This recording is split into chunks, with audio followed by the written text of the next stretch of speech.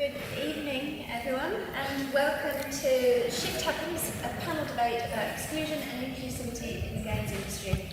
If that's not where you thought you were, if you thought you were coming to the value of art, that's in the room next door. This is about something else about the value of art. So I'm...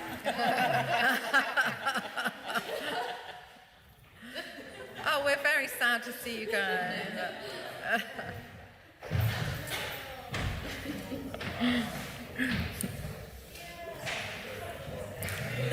Never changes. Anybody else want to quickly bail for the Okay. So, welcome. So, I'm Helen Kennedy. I'm the head of media at the University of Brighton. And this is the second of three ReFig funded events. That logo there stands for ReFig, that are taking place here at the King's Play Festival. Earlier today, we hosted a workshop on some of the same issues that we're going to cover today, featuring 4 projects from around the country. And then there's this evening event, and I'll be handing over to the panellists to introduce themselves in a minute. I'm just going to say something about our sponsors. The third event has taken place over the weekend, which is in 5 separate locations. 24 women over 24 hours are going to be making games. One here at King's College, and then this one was so oversubscribed that we've managed to enlist South Bank University to host the yoga skill for us. So they're taking another 24 women. There's one taking place in Brighton, one in Bristol, and one in Leamington Spa. So we've got sort of around about 120 odd women going to be making games over this weekend, many of whom for the very first time. All of those events are funded by the organisation called ReFig, which is an international partnership comprising scholars, community organisers and industry leaders, which intends to promote diversity and equity in the games industry and culture. The project aims to effect real, meaningful and sustainable change in a space that's been exclusionary to so many. And it's going to be doing that over the next 5 years. And we've got 4 lines of inquiry, looking at games culture, games industry, which we're going to be focused on, games in formal learning environments, and games education. So, the games industry has the capacity to deliver rich, meaningful, creative and stimulating cultural experiences that can also contribute new tools for education and avenues for economic prosperity.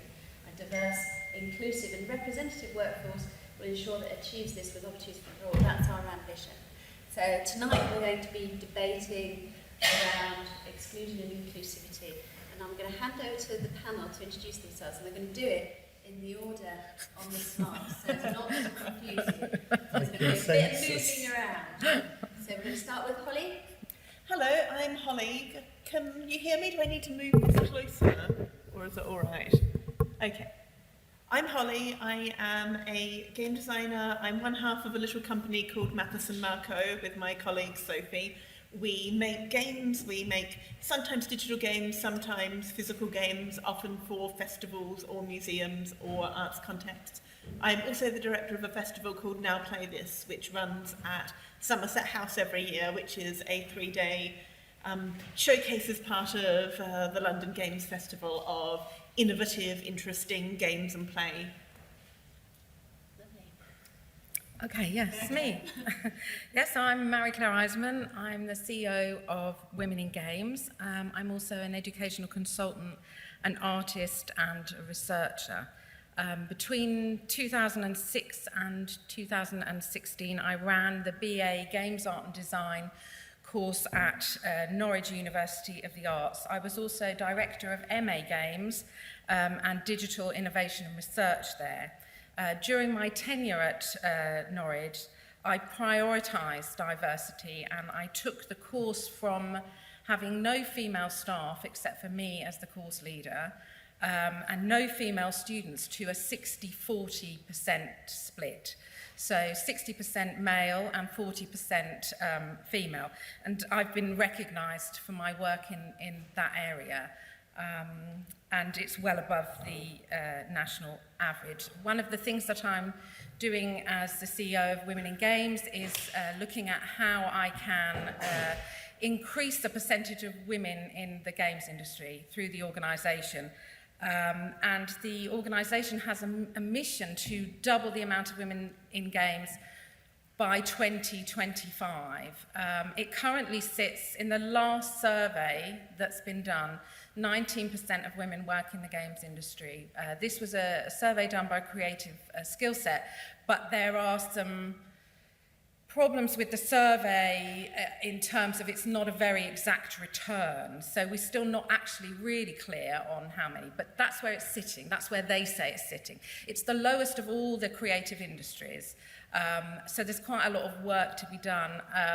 And a lot of women that work in the games industry at the moment work in typically female roles. So they tend to work in marketing departments, HR departments, but they're not actually working in game development. So women aren't really making games. And that's something that I'm looking at trying to change through primarily, one area I think it's really important to address that is in the educational sector. So that's me. Thanks, very clear. Gina? Hi, so I'm Gina Jackson, I'm head of games at the Imaginarium. If you don't know the Imaginarium, it's Andy Serkis's production company. So if you don't know who Andy Serkis is, he's Gollum or Caesar from Planet of the Apes. I recently started there. They wanted to move into games. I'm setting up a games division for them. Prior to that, I've worked in games development since the early 90s. I also do a little bit in education, so I'm a visiting professor at Norwich University of the Arts, which is where I've worked with Mary Claire. I'm particularly proud of her 40% women in that, and bringing me in as a role model was part of the work that we were doing there. I used to run an education organisation called Next Gen Skills Academy, where diversity was at the heart of what we did. We commissioned Mary Claire to do some research paper. We also ran a mentoring programme for women.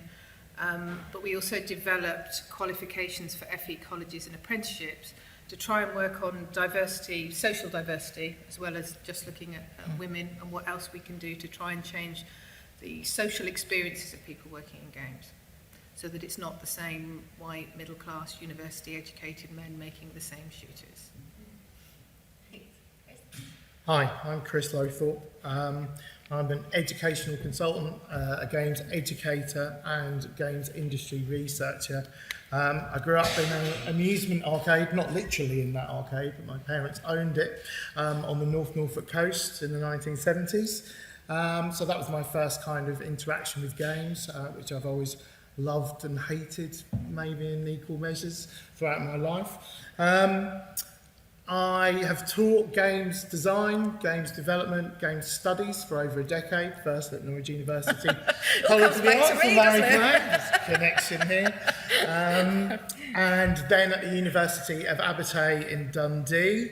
I've just recently completed my doctorate, which was looking at organisational sustainability in independent game development, which was hosted by the University of Abertay, Dundee, and the Institute for Capitalising on Creativity at the University of St Andrews. I've also done executive production on a variety of games, including the first game made for the V&A Museum by Sophia George, who was a woman. Just thought I'd get that in. I'm currently writing a book with Sean Taylor, BAFTA-winning game producer, called Punk Playthings, a disruptive approach to making games in the 21st century. And we're looking at new models of making principles, incubation and acceleration for games. Thanks very much. So, how this is going to work, I've prepared some questions for our panellists, and I'm going to ask those, hopefully to get some discussion going. I'm sure it'll be very lively, but we want to leave plenty of time for you to have some questions too, so that moment is coming. I'm going to start then with who are the excluded from the games industry? How do we know? So I would say anyone that's not white, not straight, not middle class, without a degree is pretty much, apart from that group, everyone else is pretty much excluded. How sure are you about the not straight bit? I feel like games does okay on diversity of sexuality, but So I asked who are the excluded from the games industry? Yeah.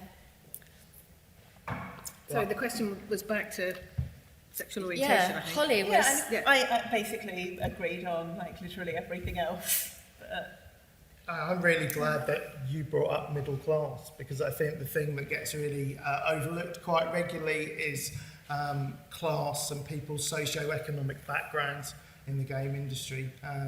I think that is a real problem, trying to get people in from those kind of backgrounds.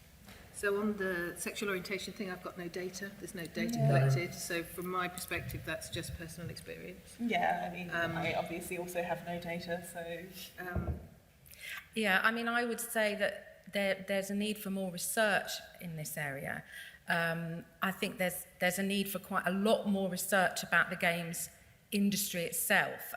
There is quite a lot of academic research around game studies, but not that much research about the industry. So the work that Gina commissioned me to do for Next Gen Skills Academy, several things came out of that research, and one of those things which I mentioned earlier was the thing about women not making games. So but there is no actual really deep research or granular research on what roles women actually have, really what roles they have, and therefore what roles need to be, I think what education particularly needs to do to try and encourage women into those kinds of roles. Because I think that, decisions made in game development, it's really important to have, a diverse team. So I think there's not much research on that, Helen. And so I think that's something that really needs to be looked into, actually, more deeply. I think that the game industries, I don't really like the term game industry, because I think it's homogenous and it ignores the fact that there are multiple realities within making games. A AAA studio reality is very different from a two-person startup. And I think that academia has traditionally kind of ignored looking at the industry and the real world making of games. Most of the research tends to be probably getting on for 10 years old now in that area, and still kind of looks at a AAA large studio reality where 95% of games made in the country, according to Yuki and Nesta, are actually made by small and micro industries. Yeah.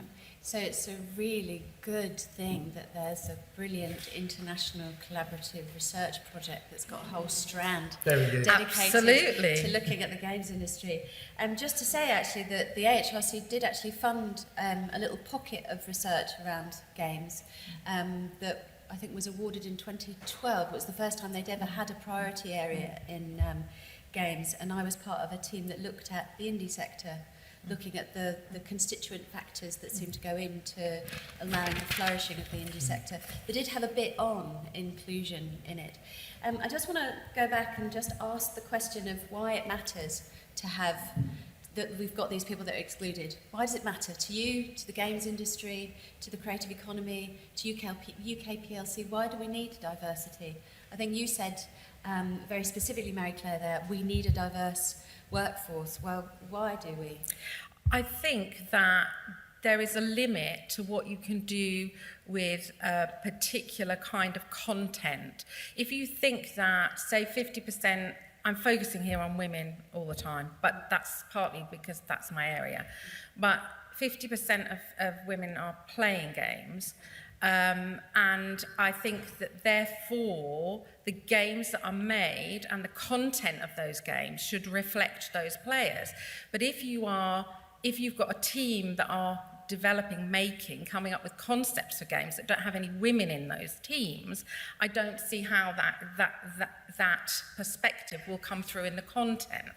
And I think that the future, the innovation and the really interesting and meaningful games that can happen in the future needs that diversity in them, because there are just different perspectives. And I feel that I know that quite well from having worked with mixed teams, student teams, and seeing the dynamics between male students and female students when they're together and what they give to each other and how they end up bringing things to the table together, sharing things together. And a lot of my students talked about the value of that, you know, being in mixed teams, because the male students would just say, I would never have thought about that. It would never have occurred to me to have thought about that as a concept. And then I think once they started to talk about it, really interesting and new ideas started to flow. So it seems to me that, you know, from an industry perspective, that would be important. And I think even from the bottom line, I think if you're producing innovative and interesting content, because it's got to develop. You know, games is a young industry compared to other industries, and I think for it to really develop, and for the content to really be the same as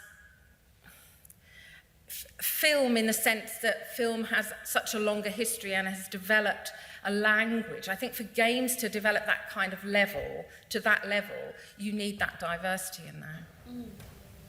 Interesting.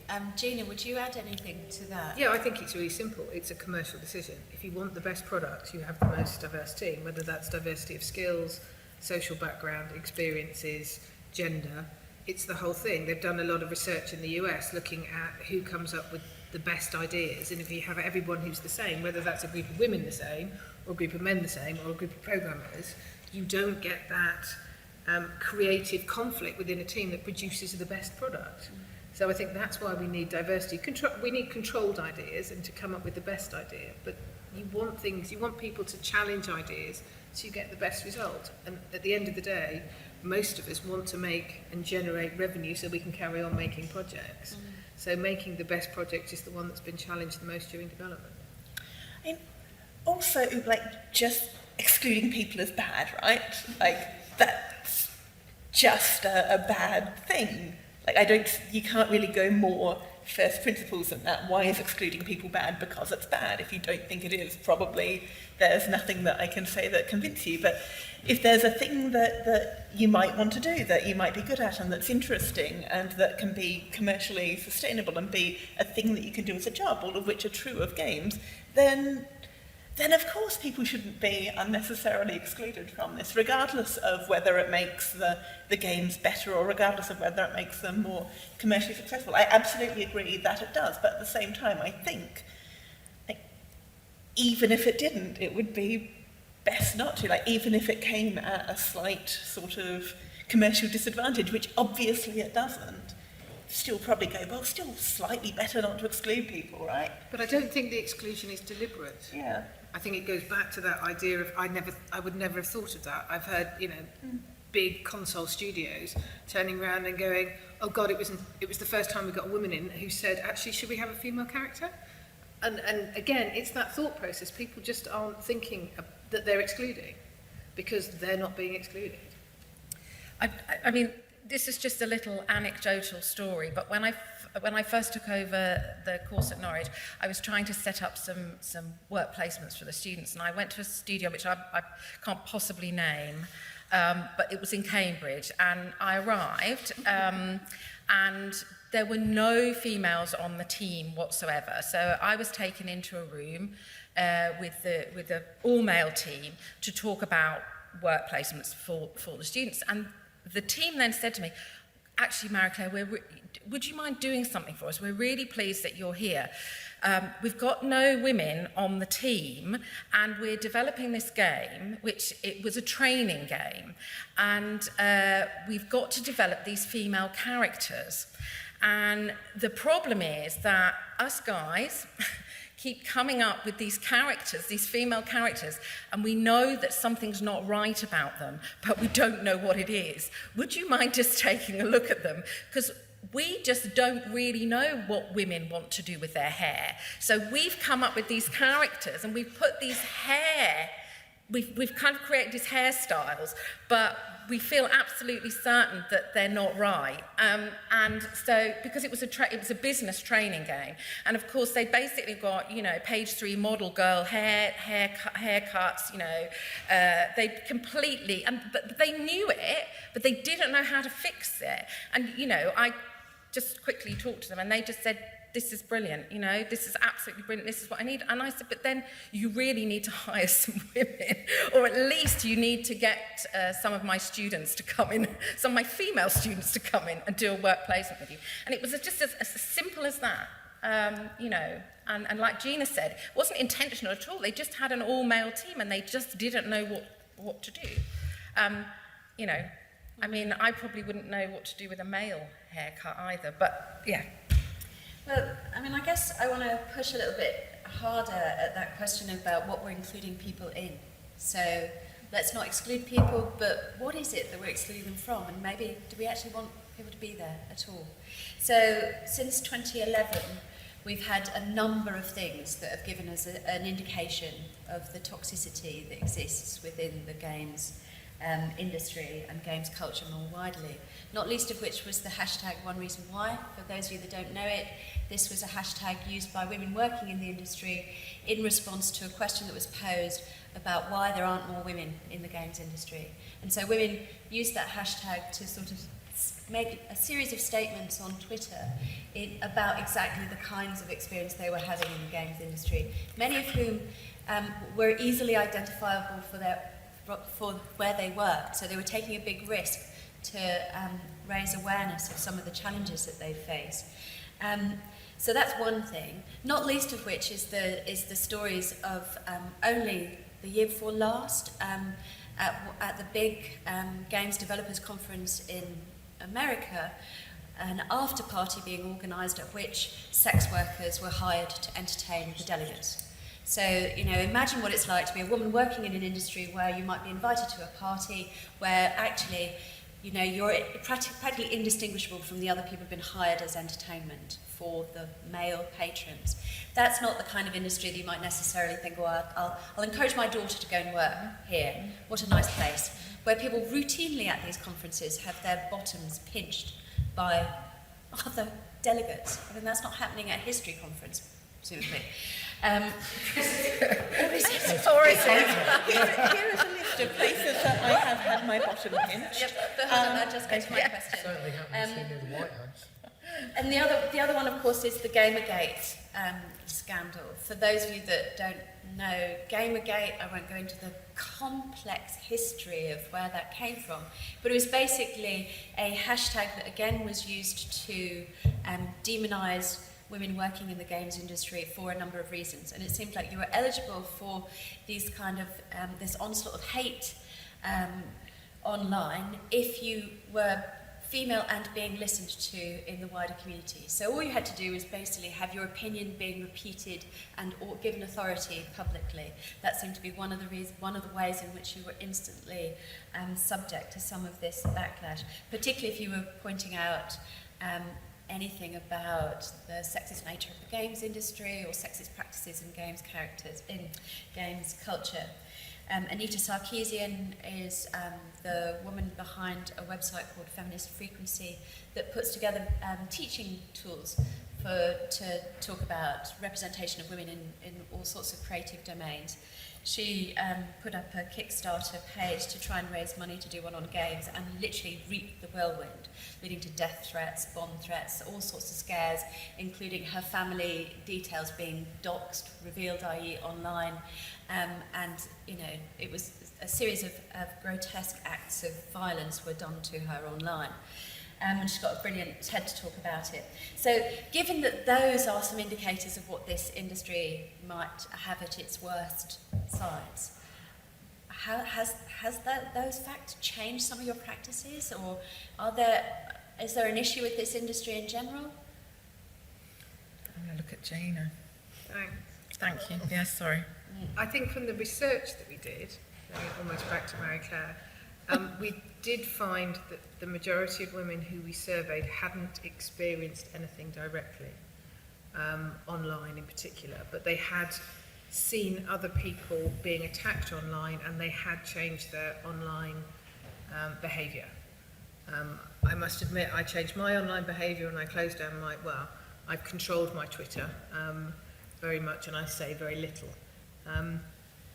I think, and sort of taking it, this isn't going to make it sound better, we found that actually women experienced more issues in the workplace from a person in authority than they did online. That being said, 60% of those did something about it and came up with an outcome that they were happy with. Right. So I'm not saying that things aren't happening, but I think we have to be careful of the fear of what's happening online and what we saw happening to a minority of people, and actually also understand what happens in the workplace in particular with people in authority, and we need to do education around that. So I've sort of not answered your question at all. But I think there's a load of aspects behind it, and I think we need to work out what we're going to do about Gamergate. It's still there, and it's still coming back, but I think that's a wider online harassment area. Yeah, I mean, the organisation, the research organisation, we continually have to monitor and police our website, for example, to actually maintain a stable page, because the precursor for this project was called Feminist in Games, and that was a web resource. And, you know, it just constantly got hacked and taken down. So, you know, we've had to think very carefully about our own practices and also about how we keep our researchers safe, both when they're attending events and when they're publicly speaking, etc. We've got a safer space policy, for example, to support our research. So I'm also interested, Gina, you were saying there about kind of monitoring your own behaviours. I think these things do have that consequence, don't they? Yeah. Very much so, and I think that's part of women actually being able to set up networks with other women to be able to discuss and support each other. And I've certainly found, having just been on a women's mentoring programme, that we're a solid group that stick together and we actually support each other online, and actually that makes you feel more comfortable in what you can say and what's going on. And I think in general we need to create bigger networks where women are more openly supporting each other, and we're creating bigger role models where we continue to support each other. Can I just say that I think it's also, games don't exist in a vacuum, and it is a wider societal problem, and it's certainly a problem that happens, I think, on social media. And even as a white, probably middle-class male, I find that in recent years I've really nailed down my social media behaviour, because there's so much trolling out there. There's so much, you know, if you express a political opinion, if you express whatever, you're just asking for it from a bunch of morons, basically. So I think we've just kind of, I think loads of us have just kind of, we would rather not say those things now. We just post up a few things here and there, and we don't get too involved in it. I think it's bad, because it's obviously reduces debate, but I think it happens across the board for a variety of issues. Holly, were you trying to say also that there is a wider, that these I was simply trying to say, I think, that obviously some people have been specifically targeted within games. Obviously there's many, many women within games who are very careful about what they say online, or have locked Twitter profiles or whatever it might be. But it doesn't seem like a uniquely bad thing. Like, the world is bad, right? The world is full of horrible people and sexism and all sorts of things, and I don't feel like people's experience of the games industry is necessarily worse than the world at large. It's just a microcosm of it. The stuff about the games conferences. So I've never had my bottom pinched at a games conference. I've had it pinched at the V&A at a late night opening, at the South Bank Centre, on a street, and in like nightclubs, but never a games conference. And I've gone to a load of them. And yeah, I was at GDC, which I think was probably the conference that you were talking about earlier, a couple of years back, and was getting a taxi somewhere to go and do some karaoke, and the taxi driver complained about how no one at the Games conference ever wanted to go and visit a sex worker, that she preferred other conferences where people would come in and probably want to go and see a sex worker, and she could take them there and they would tip generously, and she was essentially dissatisfied with Games' rate of sex work patronage. So I don't think we can necessarily... Such an alternative perspective on it. It was surprising to me as well, but I don't think games are uniquely bad. I don't know. Obviously, they sometimes are for some people, and I don't want to dismiss that. No. I think maybe one of the things I know, when I was the course leader at Norwich, I had quite a few students come to see me who were very distressed because they had gotten on forums and they'd gotten online with, situations that suddenly escalated out of control, and they really didn't know how to deal with that. And I did introduce something into the curriculum to look at that area, to get the views of both my male and female students and get them to talk about it and get them to talk about how they might be able to think about what they were doing on those forums and checking out what those forums were before engaging in them. And I think the nature of games, because there are so many online games, that it's a particular kind of environment which actually does, especially the online environment, it enables people from anywhere, anybody to engage. And I think that you have to think about that. And I don't think that my students weren't thinking about that really until we started to talk about it, and obviously particularly with Gamergate and talking about what that meant and what they should do or what they should try and do. So I don't know, I think it's a particular not sure I really want to get into this that much, but I think because of the nature of games sometimes and the nature of the activity of play in certain kinds of games, there is an aggression and there is a violence which can then manifest itself through those forums and through those kinds of spaces, and occasionally can manifest itself in real world spaces, conferences or various events. It's a particular kind of, I think it is a particular kind of culture, but it's not the only culture. But so there's I'm kind distinctions here between content, culture and industry, aren't there? I mean, we seem to kind of be mixing all this up somewhat, because for me it's like, are we talking about the game industries and the culture within them? Are we talking about wider game culture, or are we talking about the content of games? And I think there's a variety of things that can be said about all of those. I mean, I certainly don't think that the industry, the figures say that the industry is worse than other creative industries in the UK. And that could be for a variety of reasons, because it is a younger industry fundamentally, slightly, than film, television. Also maybe a lot of people in power in the biggest studios kind of are men who came through the early 90s, that sort of dark period where games did sort of go into a subcultural ghetto for a while before the casual revolution and the mainstreaming. So I think there are a variety of reasons there. Then there are things about content and representation.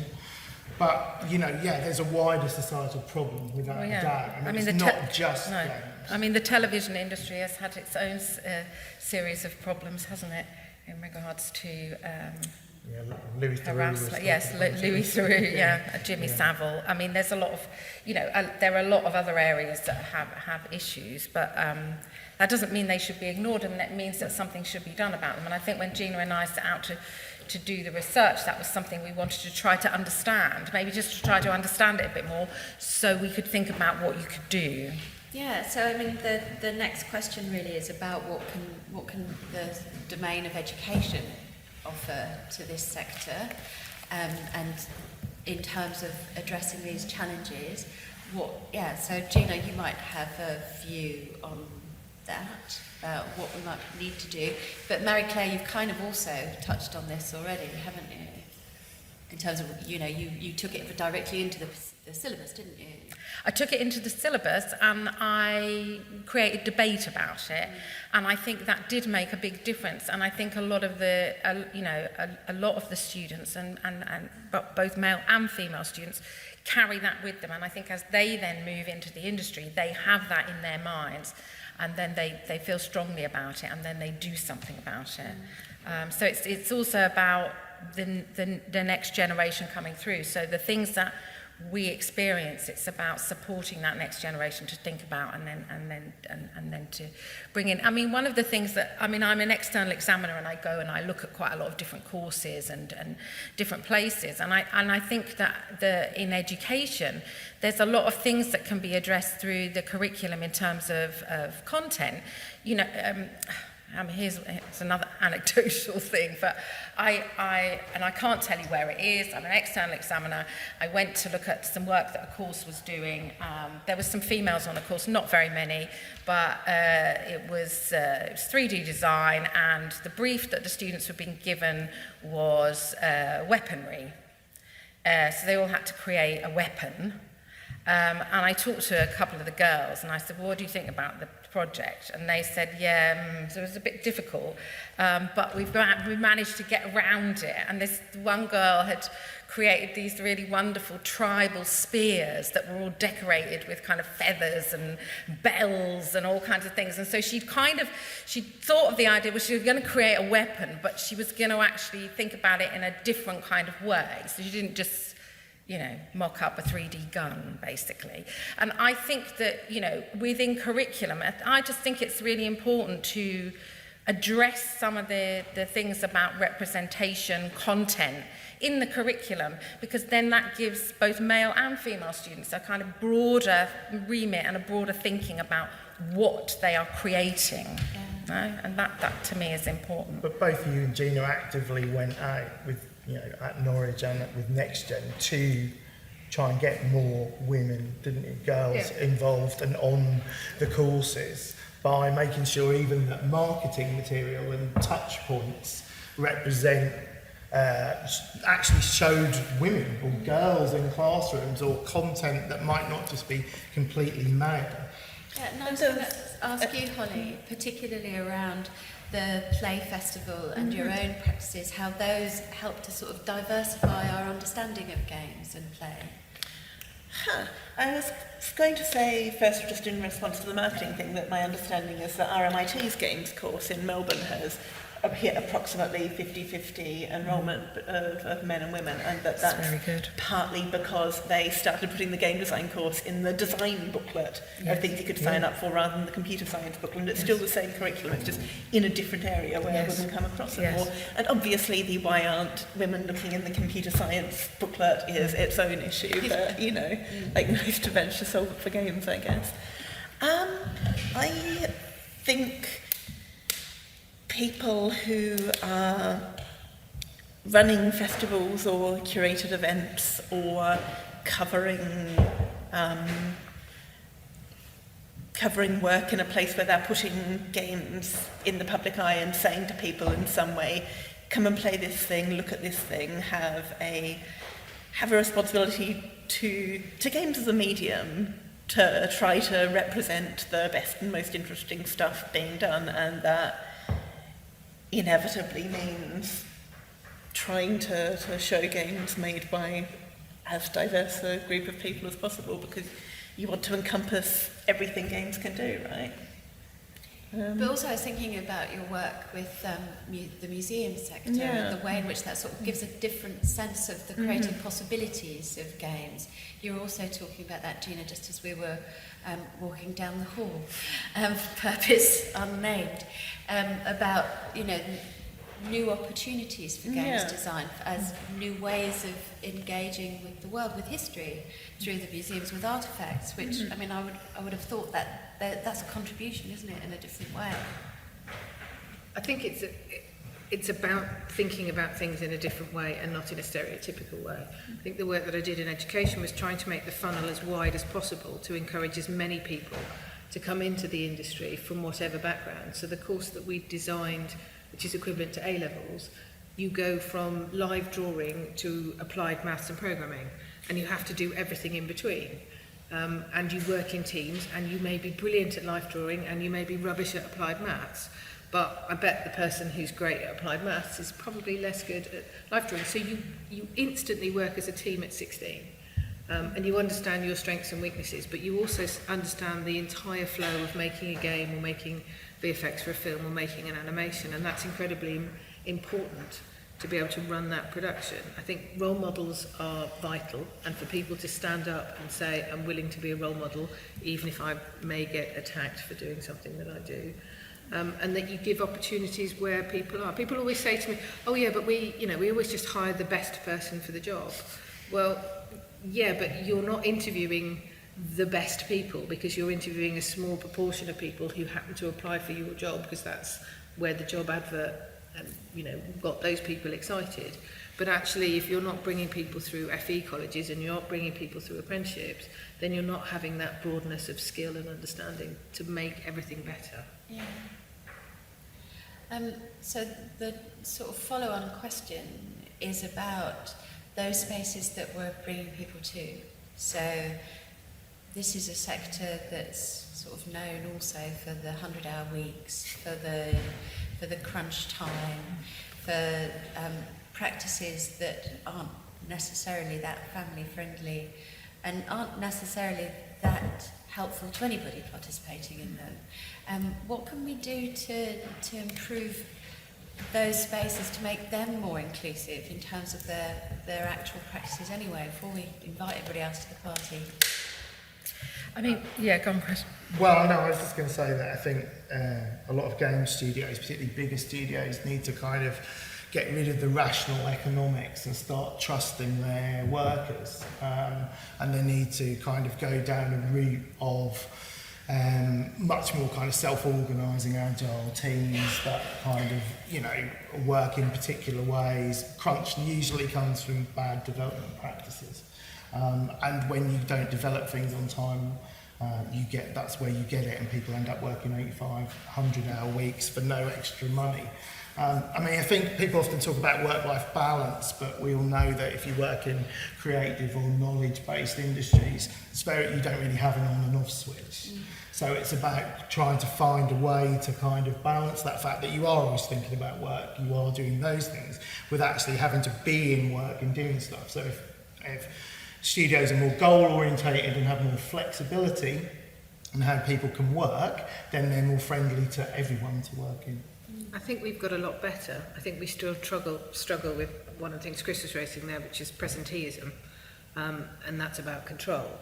And that's about good leadership and management training for those people who are managing products, that you don't need everyone to be there all the time, but people feel very comfortable if everyone's in the office. And that work-life balance doesn't work for men as much as it doesn't work for women. Men need to be at home with their kids as much as women do. So I think it works for everybody, and that's the message we need to get across, that good studios have a good work-life balance. I think it also potentially comes back to the question you were asking earlier about what about games in museums, what about games for different contexts. Game design is a super interesting thing that can be used in a load of different contexts that don't necessarily mean making a game that you then sell for someone to play on their PlayStation for 60 quid. Occasionally I go and talk to university classes and find that everyone essentially wants to go and work on Grand Theft Auto, which is fine if plenty of people work on Grand Theft Auto and have a lovely time of it. But mostly, I'm sure there are some people who work on Grand Theft Auto and have a lovely time of it. But nobody going into that is going to get to be doing the thing that's in their head of making up the whole game and making this thing, because they're part of a group of 200 people and they've just started and they'll spend 2 years doing rain sound effects or something. But if we make people aware of other contexts that games can be made in and other ways that game work can be a paying job, then it broadens the horizons outside just must get a studio job. Yeah, I think that goes back to what I was saying about not talking about the games industry and talking about game industries, because I think the thing that dominates the narrative is always the AAA studios. They've got bigger marketing budgets, they're the best known, they've got more power in lobbies in government or whatever. So and that's what everyone thinks of. You're right. So students going to university and they're like, right, I want to make Grand Theft Auto. And, it's like, well, yeah, but do you know what? That's really a niche audience. That's a niche job. Actually, most people are in small studios. It's a completely different thing and can be making games for cultural ends or for purpose or whatever. So I think that's true. We need to get that kind of diversity of the industry or industries out there. When I was doing the work for Gina and the research, I looked a lot at practices in the Nordic countries, and I looked at a lot of papers on equality and diversity, just generally in the workplace, not specifically game studios, and it was really interesting about how those policy documents that had come from Nordic government were laid out and the language that was used in those documents. And in every sentence was always for men and women, for boys and girls. The idea that you work only a certain amount of hours, that you have flexible hours, so that you could start your working day if it suited you at 6 in the morning, but finish at 2 or 3 if you have to pick up children. I looked into a Danish company that has work policies that enabled people to find the rhythms that suited them, actually. So as Chris was saying, task-based. So the work has to be done, but you choose the hours that you do it in, and that's basically the agreement that you make with your the company that you're working for. There's an element of trust in that, of course, but it meant this one company didn't hold any meetings at all after 3 o'clock in the afternoon, so that people could leave. Men or women could leave if they needed to go and collect their children. There's actually lots of things that government can do, and there's lots of things that they can that could be put in place, as has been put in place in Nordic countries. It's just a question of will, and it's deciding that that's important and that's what we need to do. It's really as simple as that. So left field question now about the impact of Brexit. I think I'm going to go climb under. I think On what exactly? The industries? So I think we diversity? yeah, every 50 minutes someone in the building has to ask the question about Brexit. It's mandatory. Yeah. It's mandatory. I We've think got to keep it in the forefront of our minds. What is the I think we already have challenges with skills. We have challenges with tier 2 immigration and who we can bring in, particularly from outside of the EU. And I think games companies within the UK, 50% of them struggle to fill job vacancies because they can't find people with the right skills. So I think it is a really big problem. Government were funding work for us to try and broker that skills gaps with the programme that I used to work on, but new government, they pulled all the funding. So I think you have to understand, if you're going through Brexit, you need to bring another way of bringing the skills into the UK if you're not going to develop those internally, for us to continue to prosper as an industry. And I think there's a lot of work to be done, particularly by the trade associations, in ensuring that we can continue to grow, or people don't move our companies outside of the UK. And I think that's a real danger that we'll see. Particularly the international companies start moving offices out of it because they can't get That's the right right, and I think to follow up from Gina, I can see also a lot of movement even already, where people just think, okay, well, maybe I'm not going to carry on working in the UK. I might go apply for that job in Canada, or I might go and apply for that job. So even some of the best talent that we're actually training here and educating are looking outside of staying here because they have to think, okay, well, if this is how it's going to be, then actually I might go and just work somewhere else. So the added thing is no people coming in and loads of people going out, take their talent somewhere else. It's about a brain drain. But on the upside, because of the way the economy is, because of the way the pound is, at the moment, if you want to get investment in a game, the UK is the place to be. So, we'll see what happens with that. And as we get clearer on Brexit, maybe the pound will start shifting and things will change. But at the moment, actually, there's a lot of money coming in. I know that sounds odd, but, there is some blue sky out there. Excellent. So I want to hand over to the audience in a moment. So the last question from me is, who are the agents of change here? Who do you have to persuade that things need to be different in order to make that change? The key decision makers, the commissioning people within the publishers who fundamentally choose which content is being funded and which content is not being funded. It's something that Sony have talked a lot about. They decide where to put marketing spend, and they go after a particular audience, and it's a particular male demographic, and those are the projects that they support. It's not necessarily the things that's going to make them the most money, but that's what they feel most comfortable with. And I think if we can start influencing, and maybe some of Marie Claire's research can look into how many women are in those commissioning roles and how many are doing other things, then we can start to change the kind of content and the kind of role models that we're beginning to see in the industry. Yeah, I mean, I think outside of the bigger AAA space, I think there's a lot of bottom-up work that's got to be done with education. I think education has a big role to play in researching the industry. Again, as I said, I think the academic research of the industry is pretty lacking. And also of actually, trying to get game courses to be more diverse, more gender balanced, and to make sure there's a better mix of graduates that are going out or going through colleges or doing apprenticeships. I mean, apprenticeships are really badly gender imbalanced as well, aren't they? So, I think there's a lot of work to happen from the bottom up as well, but then there's no guarantee that they'll get hired. So then it goes back onto the industry. Are you going to hire these people? So it's top down, bottom up. That's got to happen. Great. I agree with everything that's been said. I also think there's some thinking to do about how to support people in making games, especially within sort of, I guess, my end of games, where things are usually weird and small and often non-commercial and made by between 1 and maybe 5 people. And I think there's definitely a lot of interest in this end of games, in trying to I think so. have diverse makers and have a diversity of work being shown. But it's still often a struggle for people to get funding or get paid for their work.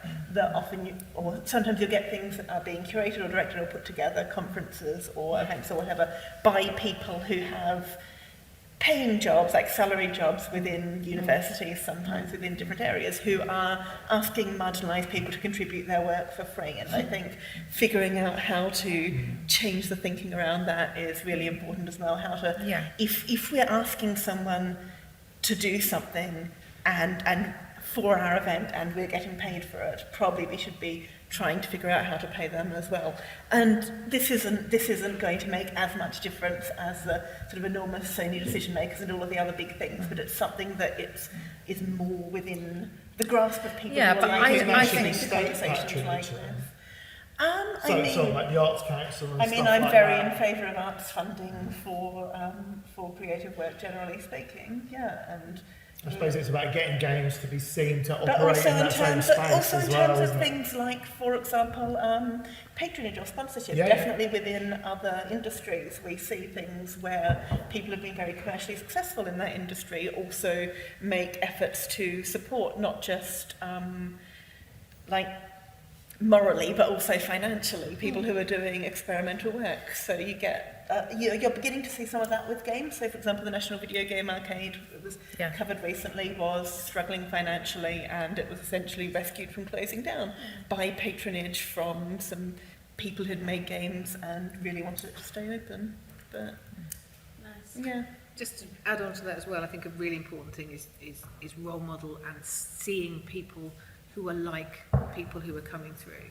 So working with conference organisers, working with trade press. Our trade press is dreadful in the sense that you flick through a trade magazine and it's all men. You never hear a voice from women. And I understand that journalists are very busy and they pick up the phone to the people they know. And if you ask a woman to speak at a conference or you ask a woman to appear in a magazine, she's often less forthcoming than a man is. And I think we need to work a lot to support women to say, actually, you can get up there and start talking and it's okay and we'll support you through that process. Panels particularly, right? Yeah, and I work with a lot of the conference organisers and a lot of women to try and get them onto panels and get them to give their first talk. Because as soon as you've done one, it's fine. But it's making sure that we've got that sort of runway to start getting people who are different from the norm to start talking about who they are and people can identify with them. Lovely, it's a great point. sorry. Just to end this bit, but I mean, Gina and I went together to see Chris White MP, and so, going into Westminster, trying to talk to lobbying groups, trying to talk about the importance of, those issues and the issues of games and culture, and looking at government to support that. because it does need support, like other areas, like other art forms, like other creative industries, it does need support, particularly for the work that is not the AAA and the big selling games. I think, games that are meaningful, games in different kinds of spaces, they need that support. And as that happens, then I think the industry takes on a different kind of shape. And that helps with all of these things because it becomes wider, it becomes more diverse, it becomes more inclusive, because people gain more knowledge and they understand the nature of games in a broader sense. Chris mentioned that he worked with Sophia George at the V&A, and that was a project to go into the museum, and she was able to look at collections and then develop a game utilising the museum collection. And the feedback that she got just from people visiting when she was making the game was really extraordinary, because it was people who didn't know anything about games, didn't know anything about how they were made, didn't know that you might be able to make a game based on something that was an artifact or of cultural significance. And I think the more that happens, the more understanding people have, then I think that also helps even parents who are looking at the careers that they want their children to have. It kind of makes them say, well, actually, games can be all these different things, and therefore, actually, no, this could be a career. This could be a real career for my, son or daughter. And it's interesting seeing that sort of begin to percolate. So when I told people I'm a game designer 5 years ago, the motion they'd make with their hands, I'd be, like video games, I do that. And now they do this. Now it's games. It's like small children learning to do that. But just going back to your one point about the more support, I think there's a lot of people lobbying now to say that games should have the same kind of funding that film has. And film and TV receive an awful lot of funding through the BFI and through lottery, and there's no reason that games can't be seen in the same way. We offer a lot to UK PLC, and we offer a lot outside of that, and we just need to be seen in a similar way to those other industries. And now Play This receives public funding, and wouldn't be possible if we didn't. Well, that's quite right. Great, so we're going to hand over to you, our audience, to pose some questions to our panel. Yes?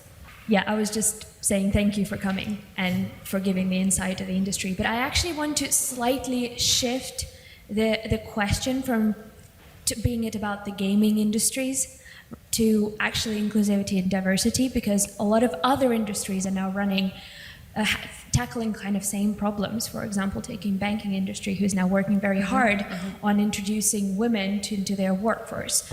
And actually they suffer from somewhat similar issues of having this stereotype of a general industry practice member. My question is, which industries gaming industry can learn from in terms of inclusivity and diversity, and which practices they can possibly adopt from those industries to kind of deal with the issue? Thank you. Great, thanks, Maria. Good, yeah. Who wants to tackle that nugget? I think you can learn from any industry. I mean, I think often games can be quite monocultural and quite unwilling to look outside itself, and I think it's always good to look across other industries and see what's happening and what you can do. I think you always have to be with best practice. You obviously have to be mindful of context. That not one industry isn't the same as another, so just taking one initiative and just applying it straight into another industry may not work for cultural reasons or whatever. But I mean, I think there are things to be learnt from any industry. I mean, I don't have a specific example because I think that diversity issues do exist in most industries I can think of. But I think there's definitely places to look. One of the things that I looked at recently was the BBC, because they have put in place some really extensive programs in regards to inclusivity and diversity. And one of the things that I found particularly interesting was actually to do with content, because they were also looking at what programs contain. So what's in a program, what is the representation in that program? And that has not really taken place in games. Everybody knows that there are issues with representation of characters, of I wouldn't say narrative exactly, but that's an area I think the industry could actually look at, because that makes quite a big difference in relationship to the way that games are seen, and then I think in the way that women sometimes think about whether or not they would want to be involved in that industry. I'm sure any of you might be able to think of games that might have that kind of level of content. So that really interested me, and it's an area of research that I'd really like to look at. And going back to my teaching and my time at Norwich, it was one of the things that I was very keen to talk to students about as well. You know, the representation in relationship to characters they were designing, things that they were developing, narratives, stories they were developing, ideas about play and what that was. And actually, this is terrible because we're like sitting next to each other, but Gina worked with me and some of the students, and we asked students to create a game which we called the glass ceiling, which was the idea of, some of the things that women often find within the games industry is they can only reach a certain level and they can't get over that. That's common in a lot of different industries, not just the games industries. So we asked the students to design a game that was based on the idea of the glass ceiling.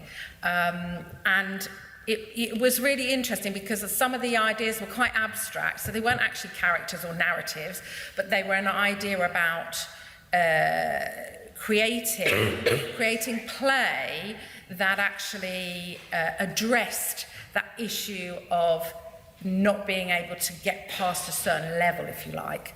And it seems to me that introducing that and thinking about those things would be really good in the way that the BBC have thought about the idea of what their content is, that the games industry also thinks about its content, and educators also think about the content that they're delivering in their curriculums. The BBC is also interesting, I guess, because they very specifically look, as I understand it, at different sort of axes of under-representation very explicitly. They do. Which is kind of a thing you have to do. You can't just go, we'll make things more diverse and magically make things more diverse on every axis at once. No. You will increase diversity on whatever you're paying most attention to. Like, I remember beginning to curate events and reasonably quickly having 40-50% of the work I was making being shown by women, because I noticed when there weren't women at things. But it was a good couple of years before I went, oh, you know what? Also, almost everyone's white. It was a thing that hadn't occurred to me, because that's not a way in which I personally felt underrepresented, and that doesn't reflect well on me, but it was something that we had to look at specifically differently, and the issues of underrepresentation of people who aren't middle class, for example, something like the BBC's thinking very, very explicitly about how people are underrepresented, what different axes there are, and which that's the case is something that I think they're being forced to think of that. Yeah, it's because not they're something public they're doing naturally. Yeah. And I think, yes, we can learn from what the BBC are doing, but we're never going to actually do that. Because we're not going to be forced to do that. They have to, yeah. So I think it's a really good question, and you've made us think a lot. Yeah, and can I just ask you, do you have an example? I personally I'm a master's student at King's, but before that I did a business degree. And as I said, I wanted to do business. And I tried banking. Okay. And I went into an all-female program in banking, where they specifically, I know that's not applicable to some members of the gaming industry because they're too small, as you said, like a company of 3 to 5 developers, so on.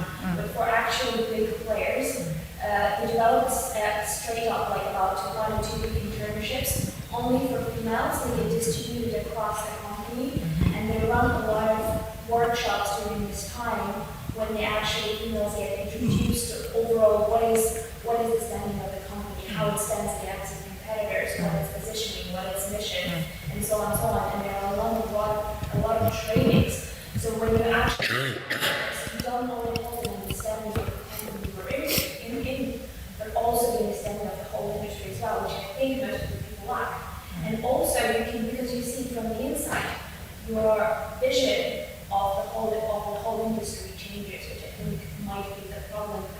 why people are not just applying for the jobs in the industry because they have a stereotype regarding who would be accepted, and we just don't think they'll be successful. But just to be clear, we've got a double problem. So in 2000 we had 20% of the industry were women, and that dropped to just 6% 9 years later, and now we're coming back up to 19%.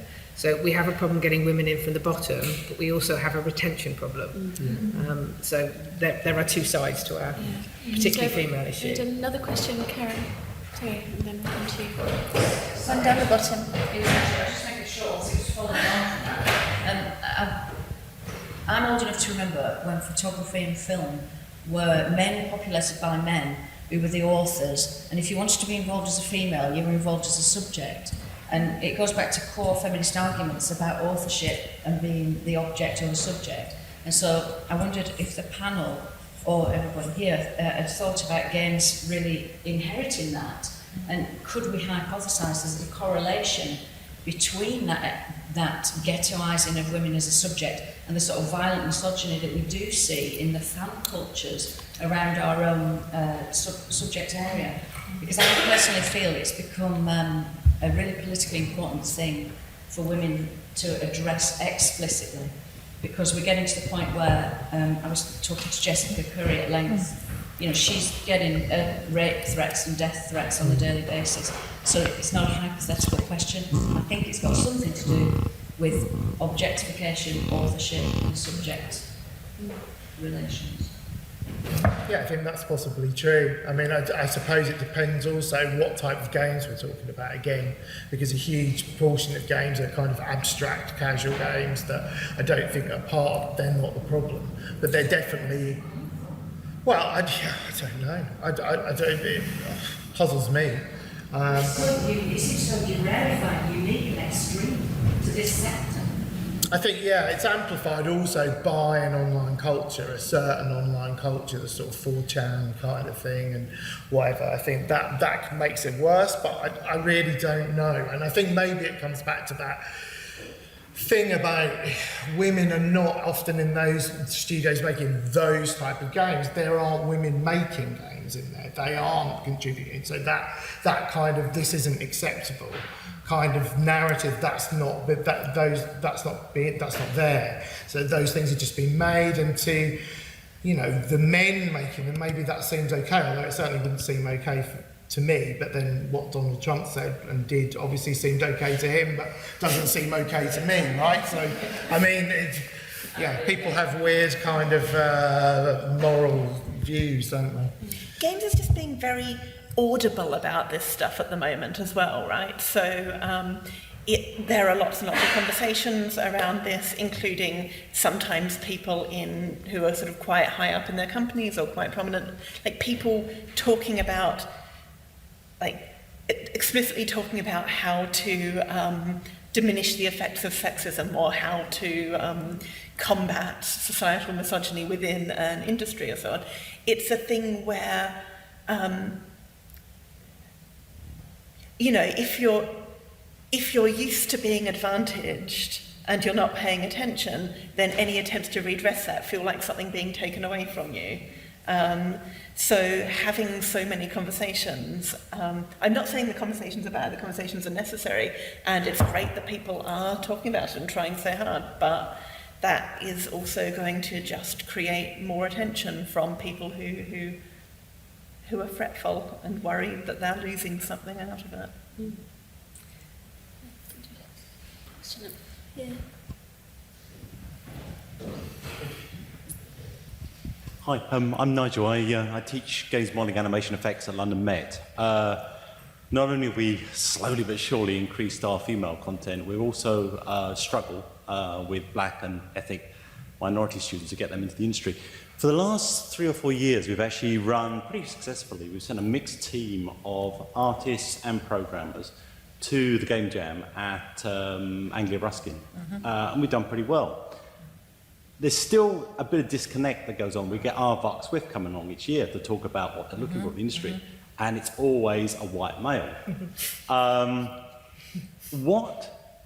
And particularly this is a question, please, for Gina and for Marie Claire. What skills, if it is down to skills, as well as a re-education perception, what skills would you as individuals, or the panel in general, be looking for from a proactive student, regardless of sex or background or anything? I mean, we are North London, Old Polly as we were. We're on Holloway Road. We've got a extremely diverse and also a very strong working class background there as well.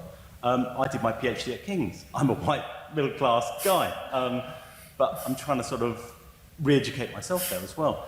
So my question to the panel is how do we get rid of this disconnect between the good stuff we feel as a uni, which isn't skill set accredited or anything, but is being done, and the perception and the barriers that even come up from recruiters coming to Holloway Road to talk to our students? Thank you. Just before I answer that, can you tell me what you feel that block is? Say with Arvart Swift, for instance, what is it? Just that they always send a mail, or how do you feel it is? How do you feel that they're judging the students that's making you ask this question? Yeah, thank you. It's I think the panel excellently touched on this during the evening anyhow. I think there's still a lot of aggression, there's violence, there's sexism. This sells, and this comes through. This is the sort of pitch that I'm getting, which is horrendous, from the recruiters. If you can actually do a shoot 'em up and there's sexism or there's misogyny or something like that, they like it. That sells, great. And you can code as well, fantastic. What do we do as educators? I particularly, I think it's brilliant. My colleague, I run the Games Modelling Animation Effects. She runs the computer games program, and we work on a load of joint stuff there as well. We're doing all this stuff as universities. I'm sure we're not alone outside of the those skill set accredited courses. But there's something which, is it client-based? Is it coming from a commercial drive? Because there's big bucks like there is with animation or VFX behind there, and they're obviously experiencing the same sort of problems. I've sat last year, a couple of years ago, in Leicester Square, listening to the VFX people come up. A few people stuck up, yeah, but the working conditions are terrible. And the panel, as well as the industry, they really gave them daggers on this. And it's almost like, get a job, get in there. No. And there's something which isn't being addressed, whether it's at company level, whether it's government. It's the culture. It's the culture of the industry. I mean, the panel touched on this. I don't think it is such a. It is a fairly mature industry now. It is developing still. It is. And surely things must have moved on. I think they have, and I think part of the problem is the people coming to talk to you are old school. They are. Yeah. And I'd be very happy to help you building some relationships. Building some other relationships, yeah. Maybe can complement the relationships you already have. Yeah. Well, we are now, I used to be in a faculty of life science and computing, which is very hardcore, but now we've gone back to school system, thank goodness, and we now are computing with digital media. So there's film and theatre and arts and everything else coming in there as well. And again, whether it's because we are an ex-poly and we're not on everyone's wish list, I clearly say that, we are struggling. We struggle to get our grads into the good jobs. Yes. And they have to. I mean, particularly some good success with female grads recently who've had to reinvent themselves. So one of my students is now working for Imperial, and she's got into doing 3D modelling for games, but now she's in charge of their 3D printer, doing, of all places, interesting to be here, in the anatomy theatre, actually doing hips and joints, and doing all this stuff now. So it's a case not just, I think, of our students or female students, but thinking about things differently. You've got this degree in games, but you might not end up in there, but something needs to change for people who are aiming for games at the top level, but seriously. Isn't this going back to this whole thing about, we're constantly looking at some AAA model of, that's what we're looking at, and actually we should perhaps people want to work for Lionhead or Sega. Yeah, but why don't we hold up Monument Valley and say, why don't you make stuff like this, right? I think this is the problem, because you've got a narrative that's dominated by a certain part of the industry who want a certain skill and make games in a certain way, in a kind of industrialised, de-skilled processes, and actually the vast majority of the games industry is not like that. And so I think as games educators, we need to highlight that as well and say, well, you know, actually, there are loads of other ways you can make games, but also there are loads of other industries. You know, advertising agencies are starting to make games, right? Marketing agencies, Channel 4, BBC, all those kind of people, they're all starting to get interested in games. There's a lot of space for making games way beyond AAA. And, you know, I sometimes even describe myself as post-games, right? I sort of think that, like, you know, it's kind of, you know, let's move on now. It's kind of all, you know, there's different places you can plug into with certain skills and a certain kind of critical thinking and communication skills and those kind of things. So why just restrict yourself to kind of this particular model? But isn't Holly a perfect example of how you can do things slightly differently? Yeah. And I think the work that you're doing is so interesting, and that being able to give students a perspective of the whole range of things that can be done, and that they can see and work with and hear directly from employers. And I think as an employer, what I'm looking for is somebody who's had exposure to employers and somebody who's come up with ideas on their own. So that they can show, I mean, there's 3 things that all employers want, and I can't remember off the top of my head, but I can remember all 3. Teamwork, communication, and computational thinking. And I think that's every job. Can somebody show those 3 things to me and show a passion for what they want to do? If they can, brilliant. And they're the kind of person that I want in my company, because nothing we do is anyone on their own. So as a technical artist, you don't necessarily want them to be a coder as well, or do you? I want them to have an understanding. They need to have a broad understanding of the whole process with a specialism. And it depends on the size of the company. If I'm a really big company, I need them to be really specialised. If they're a really small company, I need them to be able to be more a jack of all trades. I think we had another question just Thank you. behind. Was that young lady in the hat? Yeah. Hi. Hi. I might have a little bit silly question, but I was just going to ask, what are your favorite games at the moment that might have that diversity, for example, for teenagers or for female, myself, that we can play and learn more about, and a different perspective?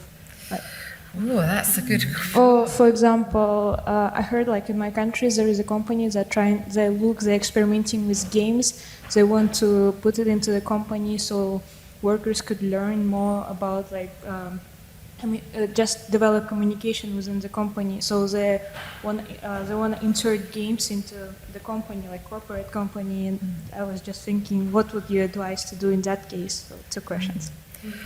So I can say what I'm playing at the moment, or what I've just finished playing, which was a mobile game called Lifeline. I wanted to understand if a narrative text game could really give me an emotional connection to the characters. It was a male character, set in space, but it's real time, and you make decisions on behalf of that character. And I can tell you, when I sent him off to decide where he was going to sleep at night, I had angst on whether he was going to come back, and I have to say he didn't come back one night, and I killed him. But I was trying to work out, if you can, simply through text, create an emotional narrative story.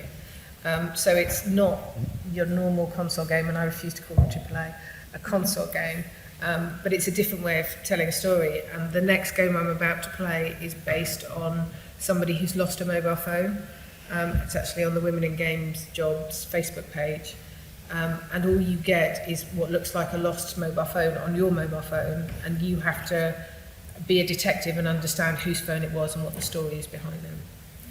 So those are the 2. And one of the other things that Gina isn't telling you is how much she really enjoys Kim Kardashian. I'm proud to say Kim Kardashian. I know, and we had a lot of conversations, didn't we, about how we thought that if you just took the model, you could turn it into a brilliant political game. So if you just. But to be clear, Kim Kardashian's A-listers on Facebook made $56 million. This is the thing she always says in as well. 3 days. $56 million, because it's a whole untapped market. There's a whole bunch of people, and I'm guessing they're women, who really follow Kim Kardashian, who want to do that. And it's all right to go into that market and make money. So I'm proud of Kim Kardashian. Yeah. Thank you. Very interesting response. Did you want to say say one, Holly?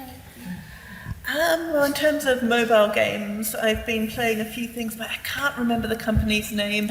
It's a Japanese company. It's called something like Nap Inc., but not actually that. And it's a series of tiny, tiny little games that you can play in the course of a couple of minutes.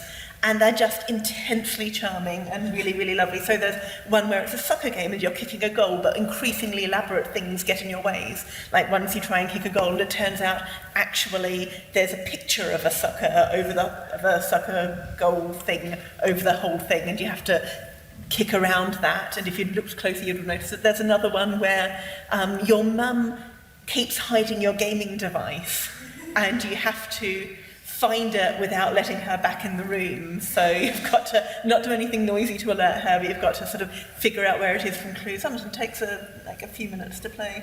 At the end, you're really sad in a room because you've not gone outside for a really long time and you've just played your gaming device, which is, funny ending. Yeah. Chris, did you want to? I haven't been playing many games recently, I'm afraid. Finishing your PhD. Well, no, I've been, You said right. post-game. I was actually then going to start rooting around for my Atari 2600 last night in the cupboard because I really fancied playing Yar's Revenge or Pong, but I didn't get round to it. I mean, the last game I actually played, really enjoyed, was Firewatch, which is just an odd game, but I really loved it because of the way they actually delivered it to market, which was very interesting. Do you know it, Firewatch? It's a walking sim, basically. A walking sim? It's basically a walking sim where you walk around a forest in Oregon and look out for fires. What platform is it on? But explain how PS4. explain how it was released, because that is what's interesting about Oh, well, it. is it? I think Yeah, it is okay. in No, relation it was interesting because of the way they released it is they didn't actually build the game as such. They had an idea for the game and started releasing content, posters, small videos to see whether people actually reacted and engaged with the game itself, and then they built the game backwards out of the pickup that they got, which I think is really an interesting way to approach it in a area where there's a lot of demand uncertainty as a small game developer. So it's a good way to try and make your studio sustainable, perhaps. We've got time for one last question. We'll have to take them both, because you both put your hands up simultaneously. We'll go for this lady here and then we'll come back to you. Sort of in the same, area, do you think that the crowdfunding and democratization of games is helping, or because helping smaller companies get more publicity, or do you think it's hurting in the sense that the people who are playing games are the same, large percentage of the same people, so it's still funding similar games? Do you think it's better? When you say democratisation of games, do you mean the increasing ease that people can put games onto the App Store or Google Play, or sort of like Kickstarter and crowdfunding and Steam Greenlight? Okay. So publicly supported games. Yeah, so from from crowdfunding. That definitely seems like a positive thing to me. And in terms of the work that gets made that's crowdfunded, there's a load of things that it's clear that people wouldn't have had the opportunity to make or would have had to make over a much more prolonged period in their spare time otherwise. And I don't think we really need to worry about it accidentally just duplicating the huge commercial games, because there's no way you can crowdfund enough money to make Battlefield 19, right? Well, I would say CIG raised 120 million. So yeah, okay, fair enough. Sorry. But yeah, crowdfunding is great. It's not new, right? So the Statue of Liberty was crowdfunded by the public in New York. They paid for it $1 each. So, and that was 150 years ago. So yeah, why not? Great. But wouldn't it be great if crowdfunding was allowing other people to fund other kinds of games and taking established games and established communities out of the commissioning pot? I think that would be a great place for us to be. I don't think we're quite there yet. I think there's also lots of like very small scale crowdfunding of people getting, you know, £2,000, £3,000, or like $200 a month through Patreon, and just having a little bit more flexibility to make things, which again, at my end of small weird things, means that people have a lot more freedom to make stuff. Yeah, I mean, I think out of that, you often get, I don't want to use the word that begins with C, but there are things that are not very good. So when people have the ability to have a little bit of money, they, you know, it's great, they make something, but they tend to just make something that's already been made. You know, I've sat on, competitions like, you know, indie pitches and things like that. And, you know, often what happens is that somebody comes and pitches you something that already exists. Or they come and pitch you something and you think, but what audience? There is no audience for this. This is just something in your head that you really want to make. And that is fine. But what you get then is you get a flood of things on the market. And you know, I mean, maybe that's okay, but sometimes you have to sift through, don't you? It's like even when you look on the App Store, there's so many things. I think that's a big problem with the App Store and things like that, because, sifting. you know, obviously it's a completely saturated market. So, you know, it's great, anyone can make a game, put it on Google Play, theoretically, but, you know, then someone's got to find it.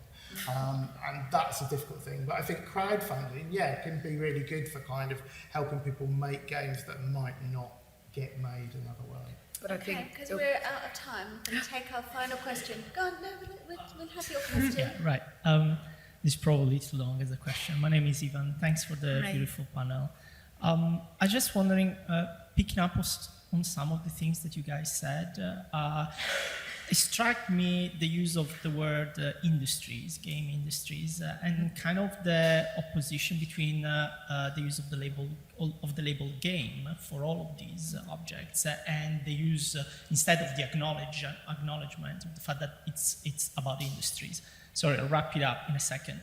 My point was, it's also interesting the fact that this comes from a subculture of people that were excluded, occasionally were excluded, ironically enough, on some of these discourses that we're having today.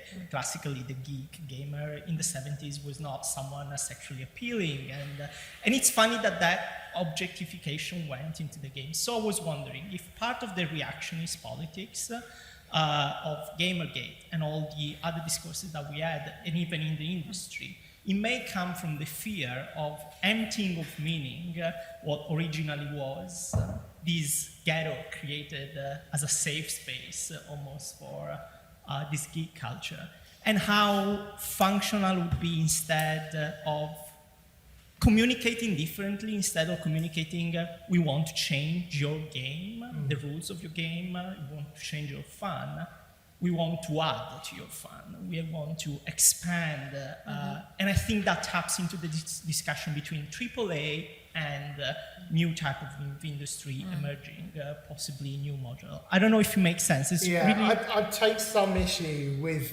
the idea that games were always some sort of geek subculture, because actually I think when I grew up they were associated with being young. You went to the arcade and played them, pretty much everyone did, and gaming in many ways was quite mainstream. The Atari 2600 was a huge, you know, product that loads of people played, families played, and if you look at the old Atari ads for it from the early 80s, you'll find that they always have a family around the TV playing Atari.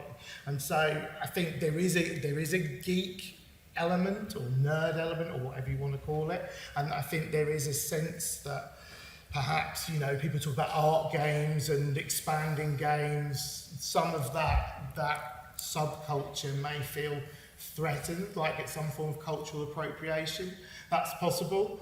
But I think that actually games are, you know, I think that subculture is only one part of it. I think there has always been a wider game playing public. It went through a bit of a period in the 90s perhaps, but actually also I think we need to link digital games with a much longer history of play, which everyone likes play, right?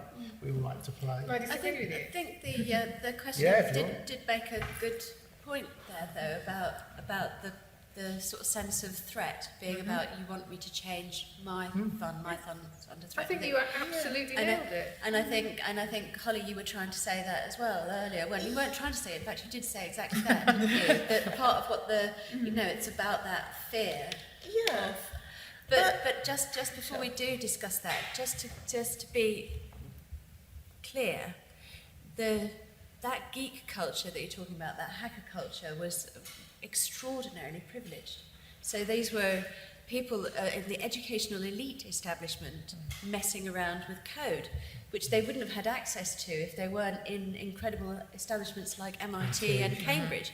So they were never a subculture that didn't have some privilege. They may not fit into other forms of hegemonic masculinity, but they weren't an economically disenfranchised or underprivileged group at all. And many of those people went on to have incredibly big, powerful roles in the world. So I wouldn't want to sort of do a little bit of an "oh, woe is me," pity the poor hackers, because they weren't. And often they had access to those spaces which women couldn't occupy, because if women were leaving their computer labs at 2 a.m. at night on their own, they'd have been into some trouble. Whereas young men could easily walk around those campuses in safety in the 70s in a way that young women couldn't. So even if they'd had the time, the leisure and the access to mess around with the code, they certainly wouldn't have been doing it in the hours that those guys were doing that. No, but from my experience of working in games in the early 90s, the people that were walking in with stuff on floppy disks were kids that had dropped out of school, that school really wasn't working for them. They got a home computer of some variety and they'd made a game, and they went, actually, I can make money out of this. I can do a job working on a building site, or I can sit at home in my bedroom, do this, bring it into the office, and someone will flog it for me. And that was working at somewhere like Ocean Software, or a game developer I worked in Cricklewood. And it was really working class people who'd found a talent and found a way of making money. So I think that idea that we are now invading their space, safe space, the environment that they were happy in, I think is a really interesting concept that we should explore more. It might not have just happened in games, right? Because it probably happened if you look at popular music, for example, it was much more working class. But then that maybe also it might be related to how we think about class in our modern day society too. I just thought that's particularly problematic in relation to game, which is a closed system. It's the magic circle. So where everything, or depending on societies, everything is accepted. It was for the Romans, the battles between gladiators, and it's kind of, it's just there is an extra layer of problems compared to film and music that is related to what games are in the essence. I just thought. Yeah, so I think it's a very interesting area, actually. Very good area to do some research in. No, but it would be, because I think you have made a really good point, and food for thought. Okay, so we've run out of time, so I just invite you to thank our amazing panellists for their contributions. Thank you.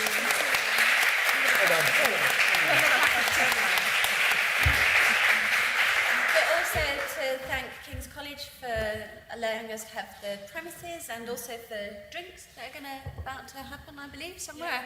I heard the little tinkling of booze happening. And also a special thank you to Dr. Sarah Atkinson, without whom none of this event would have taken place. Thank you.